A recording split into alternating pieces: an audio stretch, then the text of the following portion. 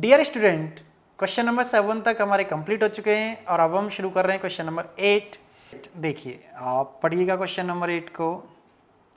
Question number 8 में एक गुब्बारे बलून को फुलाया जा रहा है जिसकी जो शेप बन रही है वो स्पेरिकल शेप बन रही है। अब वो पूछ रहे हैं कि उसकी जो रेडियस इंक्रीज हो रही है उसका रेट निकालिए। बहुत सिंपल सा क्वेश्चन है। देखिए, सबसे पहले तो हमें जो न्यूमेरिकल वैल्यूज दे रखी हैं वो देखनी होंगी कि किस किस की वैल्यू है। A balloon which always remains spherical on inflation is being inflated by pumping in 900 cubic centimeters of gas per second।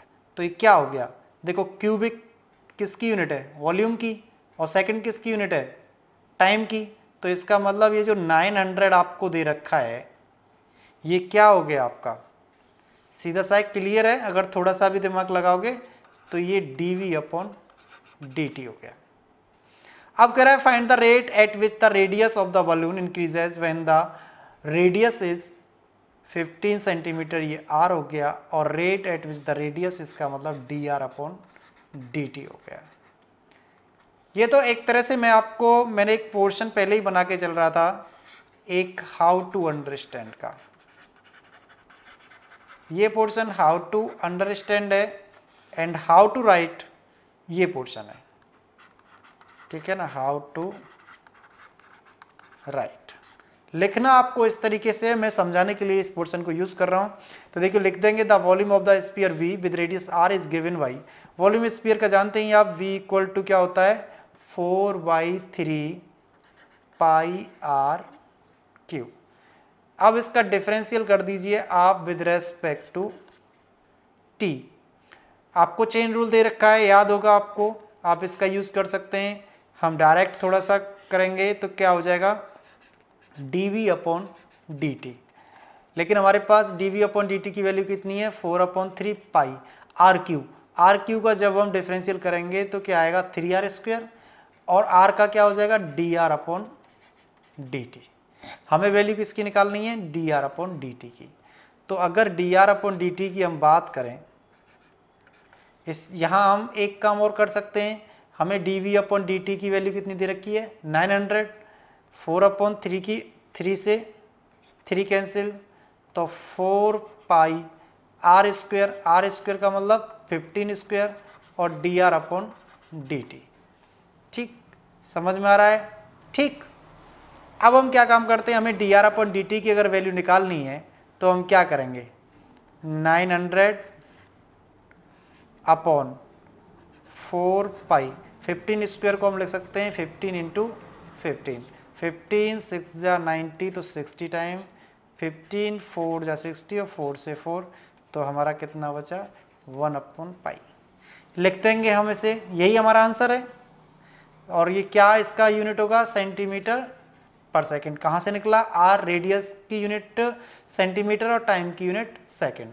तो लिख देंगे हम इसे, hence the rate at which the radius of balloon increases when the radius is 15 centimeter is 1/pi centimeter per second। हो गया ना question? बहुत ही simple तरीके के क्वेश्चंस हैं, आप थोड़ा सा दिमाग लगाओगे ये बिल्कुल सॉल्व हो जाएंगे। अब हम चलते हैं क्वेश्चन नंबर 9 की तरफ। करते हैं क्वेश्चन नंबर 9 को।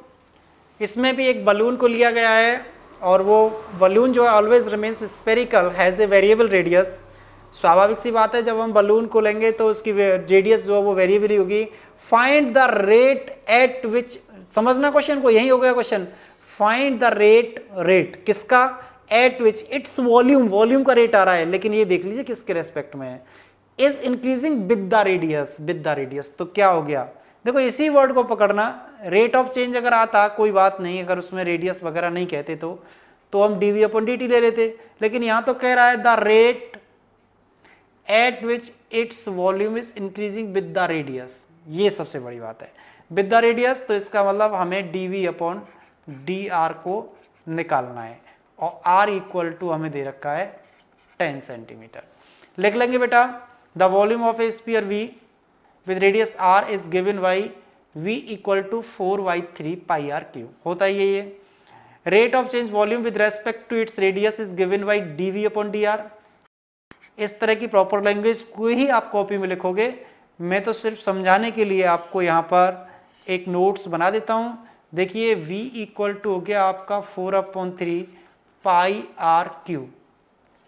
डिफरेंशियल कर दीजिए विद रेस्पेक्ट टू आर करना है। तो देखो 4/3 पाई आर क्यू का क्या हो जाएगा, ये क्यू है, आर क्यू का हो जाएगा 3 आर स्क्वेयर, इससे ये कैंसिल हो जाएगा। तो देखो 4 पाई आर स्क्वेयर, और आर स्क्वेयर की वैल्यू मतलब आर की वैल्यू कितनी है आपकी 4 पाई, आर की वैल्यू है आपकी 10 स्क्वेयर, मतलब आर की वैल्यू 10 है तो आर स्क्वेयर क्या हो गई 10 स्क्वेयर। तो 100 हो गया, 100 में 4 का मल्टीप्लाई करेंगे तो 400 पाई आ गया। यूनिट लिख देंगे सेंटीमीटर क्यूब पर सेकेंड। देखिए यहाँ लिख देंगे the volume of balloon is increasing at the rate of 400 centimetre cube per second, और ये पाई है बेटा, ऐसे मत बोलना, 400 पाई। हो गया क्वेश्चन नंबर 9, सिंपल क्वेश्चन है। क्वेश्चन नंबर 10 बड़ा ही इंटरेस्टिंग क्वेश्चन है। A ladder 5 metre long is leaning against a wall. मान लीजिए कोई एक वॉल है, एक वॉल इस तरह है, उस पर एक सीढ़ी लगी हुई है, और इस सीढ़ी की जो लेंथ है वो 5 मीटर है। अब वो कह रहे हैं the bottom of the ladder is pulled along the ground. ये जो खींचा जा रहा है इस तरफ ग्राउंड से, अब ये मान लीजिए आपका ग्राउंड है, ठीक है, ये ग्राउंड है और ये सीढ़ी लगी हुई है और इसे इस तरह खींचा जा रहा है, और इसका जो रेट है, जो खींचने का रेट है वो 2 सेंटीमीटर पर सेकेंड है। मान लीजिए मैं इसे अगर x मान लूँ तो इसका मतलब dx/dt की वैल्यू मुझे 2 सेंटीमीटर पर सेकेंड है। 1 सेकेंड में 2 सेंटीमीटर खींच ले जाता है। How fast is it's height on the wall decreasing. भाई एक बात बताओ, जब सीढ़ी को इस तरफ खींचा जाएगा तो अगर थोड़ा सा भी हम खींच दें सीढ़ी को तो ये इस जगह पर आ जाएगी, मान लो इधर तो बढ़ जाएगी, लेकिन वॉल तो डिक्रीज होगी, वॉल से तो नीचे आ रही है। तो वो कह रहे हैं how fast its height on wall decreasing when the foot of the ladder is 4 metre away. कितनी डिक्रीज हो जाएगी अगर 4 मीटर दूर ले लिया जाए इस ग्राउंड को। तो मान लेते हैं, हम इसे y मान लेते हैं, हमने इसको y मान लिया कि जो हाइट है वो y है। अब देखो बेटा y दे रखा है, x दे रखा है, तो y की वैल्यू निकाल लेते हैं। y की वैल्यू पाइथागोरस थ्योरम से क्या आएगी, y equal to 5 square minus x square, तो 25 माइनस एक्स स्क्वायर। इसका डिफरेंशियल कर दीजिए विद रेस्पेक्ट टू t। तो देखो क्या होगा, अंडर रूट एक्स का क्या होता है 1/2 रूट एक्स, 1/2 रूट एक्स। लेकिन 25 माइनस एक्स स्क्वायर का क्या हो जाएगा, माइनस का 2x, तो इस 2 से ये 2 कैंसिल हो गया। लेकिन x के रेस्पेक्ट में नहीं किया है, हमने किया है t के रेस्पेक्ट में, तो x का t के रेस्पेक्ट में भी कर लिया, तो ये हमारा आ गया finally x/√25 minus x square dx/dt।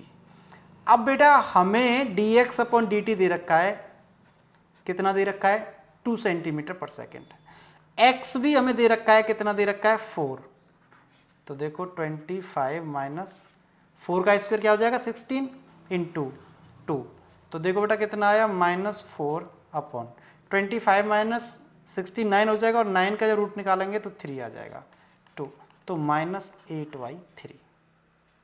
dy/dt मतलब दीवार से जो नीचे सीढ़ी आ रही है उसकी जो रेट है पर सेकेंड वो 8/3 पर सेकेंड है। तो यहाँ क्या लिख देंगे, अगर माइनस का सिंबल आता है तो क्या होता है डिक्रीजिंग, तो एक लैंग्वेज हम लिख देंगे आसानी से, has the height of the ladder on the wall is decreasing eight the rate of 8/3 centimetre per second. देखिए दोबारा देख लीजिए, ठीक है, मैं समझा देता हूँ कि एक वॉल है, उसके सहारे एक सीढ़ी रखी हुई है और वो सीढ़ी धीरे धीरे खिसकाई जा रही है, तो दीवार से नीचे आ रही होगी, दीवार से नीचे आ रही तो उसका रेट पूछ रहे हैं, और दे रखा है कि जो x खींचने का रेट है वो dx/dt आपको 2 सेंटीमीटर पर सेकंड दे रखा है, और उन्होंने कहा है कि जब 4 मीटर जब उसकी लेंथ हो जाए तब हमें बताइए कि क्या आंसर आ रहा है। बात करते हैं क्वेश्चन नंबर 11 की। A particle moves along the curve 6y = x³ + 2। Find the point on the curve at which the y coordinate is changing 8 times as fast as the x coordinate। तो सबसे पहले तो बेटा हमें गिवन है 6y equal to x cube plus 2, लिख लेंगे इसे। ये जो बात कही है 8 टाइम्स, इसका मतलब है कि अगर y में चेंजिंग हो रही है तो वो 8 टाइम्स है x की चेंजिंग के। ये कंडीशन हमें बड़ी काम देगी आगे जब सॉल्व करेंगे तो अब क्या करेंगे, हम इस इक्वेशन का डिफरेंशियल कर देंगे विद रेस्पेक्ट टू t। तो उसे लिखेंगे the rate of change of the position of the particle with respect to time is given by, करेंगे हम डिफरेंशियल इसका, तो 6y का हो जाएगा dy अपॉन dt और एक्स क्यू का होगा 3x स्क्वेयर, लेकिन क्योंकि x के रेस्पेक्ट में नहीं कर रहे, t के रेस्पेक्ट में कर रहे हैं, तो dx अपॉन dt प्लस 0, क्योंकि कांस्टेंट का 0 होता है। That implies 6 dy upon dt equal to 3x square dx upon dt। अब देखिए when y coordinate of the particle changes at 8 times as fast as the, देखो यहाँ से लिख लेते हैं सब, व्हेन यहाँ विच की जगह क्या लगा देंगे, व्हेन, यहाँ लिख देंगे when the y coordinate is changing 8 times as fast as the x coordinate, that is dy upon dt equal to 8 times x dx upon dt। समझ में आ रहा है? अब ठीक है जी, वैल्यू रख दीजिए। यहाँ क्या होगा, 3 से ये 2 टाइम्स कैंसिल हो जाएगा, तो देखो 2 dy अपॉन dt की वैल्यू कितनी है, 8 dx अपॉन dt, तो ये हो गया x square dx upon dt। तो बेटा अब क्या होगा, ये 16 है और ये x जब इधर जाएगा ट्रांसफर होके तो माइनस एक्स स्क्वेयर हो जाएगा, और कॉमन क्या आएगा dx अपॉन dt, तो ये dx upon dt equal to क्या हो जाएगा 0। तो देखो इसका मतलब हो गया 16 minus x square equal to 0, that implies 16 equal to x square, that implies x square equal to 16, that implies x equal to plus minus 4। अब x की हमारे पास 2 वैल्यूज हो गई, एक हो गई x equal to 4 and another x equal to minus 4। अब हम पुट करके देखते हैं, अपना जो कर्व दे रखा है उसमें x की वैल्यू एक बार 4 और एक बार माइनस 4, तो 2 y की वैल्यूज निकलेंगी, वही हमारे कोऑर्डिनेट के पॉइंट होंगे। तो देखो when x इक्वल टू 4 तो y इक्वल टू हमारा निकल के आया 11, when x equal to minus 4 तो y निकल के आया हमारा minus 31/3। Has the point required on the curve, एक तो 4 और 11, क्योंकि 4 रखने पे क्या आया था 11 और माइनस 4 रखने पे आया था माइनस 31/3। यही हमारा आंसर हो गया। क्वेश्चन नंबर 12 देखिएगा, the radius of an air bubbles is increasing at the rate of half centimetre per second, at what rate the volume of the bubble increasing when the radius is 1 centimetre. कोई दिक्कत नहीं, जो bubble increase करेगा वो एक तो इसकी shape जो है वो स्फीयर होगी, स्फेरिकल शेप में करेगा। तो सबसे पहले तो हमें वॉल्यूम पता होना चाहिए, हाँ जी पता है, 4/3 पाई आर क्यू। ये क्या दे रखा है, रेडियस का रेट दे रखा है, तो ये हो गया हमारा dr अपॉन dt। तो देखिए हमें dv अपॉन dt निकालना है, तो क्या आएगा 4/3 पाई और r का क्या हो जाएगा डिफरेंशियल 3r स्क्वेयर और dr upon dt। Value put कर दीजिए सभी की, 4/3 पाई 3 से कैंसिल हो जाएगा, r स्क्वेयर की वैल्यू 1 स्क्वेयर और dr अपॉन dt की वैल्यू 1/2। 2 2 जा 4 और 1 स्क्वेयर कितना होगा 1 ही होगा, तो ये हो गया 2 पाई और बस हो गया सेंटीमीटर क्यूब पर सेकेंड। देखो रेट की जो यूनिट होती है ऊपर वाले की यूनिट अपॉन सेकेंड। अब देखते हैं, देखिए now the volume of the air bubble v and the radius r is given by v equal to 4/3 pi r cube. Similarly कर लिया और ये आ गया आपका, तो 2 pi centimetre cube per second, ये हमारा आंसर हो गया। सिंपल है, काफ़ी मेहनत करके इसमें फेयर जैसा लिखा है, किस तरह से आपको प्रॉपर लैंग्वेज में लिखना है और किस तरह से आपको समझना है। ये पोर्शन मेरा हमेशा से रहा है, how to understand, right. Question number 13 को करते हैं। 13 में थोड़ी सी बेटा मिस टाइपिंग है। ये जो डायमीटर है ये यहाँ ना होके ये यहाँ लिखा हुआ है, ये diameter. A balloon which always remains spherical has a variable diameter 3/2 2x + 1। इसका मतलब 2r इक्वल टू दे रखा है हमें 3/2 2x + 1। तो r इक्वल टू निकालेंगे तो 3/4 2x + 1 निकल के आ गया। Find the rate of change its volume with respect to x। पूछा है dv/dx। हम जानते हैं कि v इक्वल टू हमारा 4/3 πr की होता है, लेकिन यहाँ r की वैल्यू अब हमारे पास है कितनी है, 3/4 2x + 1। तो 3/4 2x + 1 हमें r की वैल्यू दे रखी है। जब हम r की जगह पर यहाँ पुट करेंगे तो इसका होल क्यों हो जाएगा, तो 3/4 का होल क्यों हो गया और 2x + 1 का होल क्यों हो गया। 3/4 यहाँ है, 4/3 वहाँ है, कैलकुलेशन करेंगे 9/16 आएगा, पाई अपनी जगह पर है और 2x + 1 का होल क्यूब कर देंगे differential with respect to x। तो बहुत ही सिंपल सा क्वेश्चन है, सीधा सा है। देखिए कांस्टेंट टर्म्स को एज इट लिखा रहने देंगे। 9 देखो अगर मैं यहाँ से dv/dx निकालूँ तो 9/16 पाई, ये तो कांस्टेंट है हमारा। अब 2x + 1 के होल क्यूब का अगर हम करेंगे तो 3 2x + 1 का होल स्क्वायर इंटू 2x + 1 का करेंगे तो 2 आएगा। 2 से ये 8 टाइम्स कैंसिल हो जाएगा तो 27/8। पाई अपनी जगह पर है, पाई अपनी जगह पर 2x + 1 का होल स्क्वायर, यही हमारा आंसर हो गया। डियर स्टूडेंट्स, क्वेश्चन नंबर 14 की बात करते हैं हम। 12 cm3/s। सीधी सी बात है, ये हमारा हो गया dv/dt इक्वल टू हो गया हमारा 12 cm3/s। The following sand form a cone. जो रेती उसमें से डाली जा रही है, जो रेत उसमें से डल रहा है, वो एक कोन की फॉर्म में है।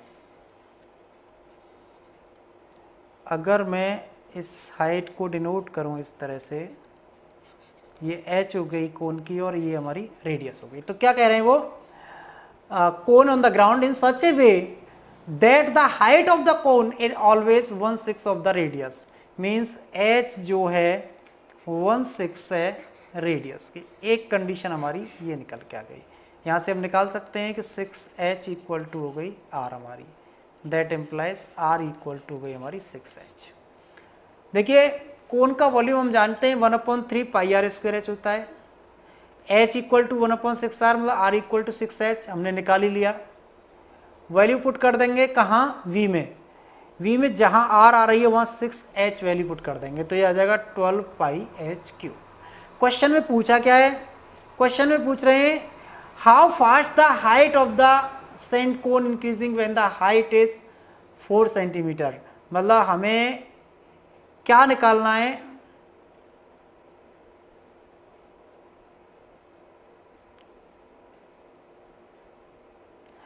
मतलब हमें dh/dt निकालना है, मतलब हाइट जो इंक्रीज हो रही है। तो ठीक है निकालते हैं। अब देखिए ये v इक्वल टू हमारे पास हो गया 12 πh3। अब इसका डिफरेंशियल कर दीजिए आप t के रेस्पेक्ट में, तो आपको क्या मिलेगा, dv/dt मिल जाएगा। एक तो dv/dt हो गया और 12 पाई d/dh/3। मतलब मैं तुम्हें बताता हूं दोबारा, देखो v इक्वल टू लिखो पहले क्या है, v इक्वल टू देखो हमारा क्या था 12 πh3, ये रहा 12 πh3। इस वैल्यू को आप ध्यान रखिए, ये आपकी 12 πh3। अब आपको इसका डिफरेंशियल करना है विद रेस्पेक्ट टू टाइम। तो क्या आएगा, dv/dt इक्वल टू 12 पाई तो कांस्टेंट है, h का करेंगे तो 3h² हो जाएगा, लेकिन ये हुआ h के रेस्पेक्ट में, और फिर h का करेंगे तो वो हो जाएगा dh/dt। ये वैल्यू चाहिए हमें, ठीक है। तो दैट इम्प्लाइज dv/dt की वैल्यू हमारे पास है, हाँ है 12 दे रखी है, इधर 12 पाई इंटू 3। एच की वैल्यू है, हाँ है, 4 सेंटीमीटर दे रखी है, तो 4 square into D H upon D T. 12 से 12 कैंसिल हो गया, D H upon D T की वैल्यू क्या निकल के आएगी, यहाँ 1 बचा, 1 के नीचे आ जाएंगे सारा, 1 अपॉन, एक तो पाई हो गया, एक 3 हो गया और एक 16 हो गया, तो 1 अपॉन 48 पाई, यही हमारा आंसर है ना सिंपल। थोड़ा सा दिमाग लगाओगे हो जाएगा, लिख देंगे when the height of the sand cone is 4 centimetre its height is increasing at the rate of 1 upon 40 pi centimetre per second. अगर ये नेगेटिव आती तो हम क्या करते, इंक्रीजिंग की जगह पर क्या लिखते, डिक्रीजिंग, ठीक है ना। हो गया क्वेश्चन। क्वेश्चन नंबर 15 करते हैं। क्वेश्चन नंबर 15 को शुरू करने से पहले आपको दो चीज़ें समझनी होंगी, एक एमसी और एक एमआर। एमसी का मतलब होता है मार्जिनल कॉस्ट और एमआर का मतलब होता है मार्जिनल रेवेन्यू। ये दो चीजें समझनी है। अगर आपको टोटल कॉस्ट दे रखी है, उसे रिप्रेजेंट करते हैं हम सी एक्स से, ये हमारी टोटल कॉस्ट। तो अगर हमसे एमसी निकालने की बात कहें तो वो होता है डी अपॉन डी एक्स और सी एक्स, और एमआर निकालने की बात कहें मार्जिनल रेवेन्यू तो वो होती है D upon D x are x, मतलब रेवेन्यू कॉस्ट। मतलब ये टोटल कॉस्ट फंक्शन होता है, r x equal to r x means revenue function. ये दो फॉर्मूले आपको जरूर लर्न करने पड़ेंगे, ठीक। मैं इसके नोट्स भी लगा देता हूँ, चलो ठीक है, आप इन्हें पढ़िएगा ढंग से। जैसा कि आप स्क्रीन पे देख पा रहे हो, दिया हुआ है marginal cost represent the instantaneous rate of change of the total cost at any level of output. If Cx represents the cost function for x unit product, then marginal cost denoted by MC is given by MC equal to d upon dx Cx. Similarly, you can read the next topic marginal revenue. तो आप आराम से पढ़ सकते हो, जैसा screen पर आप देख पा रहे हो। Marginal revenue represents the rate of change of total revenue with respect to the number of items sold at an instant. If Rx is the revenue function for x units sold, then marginal revenue denoted by MR is given by MR equal to D upon dx Rx.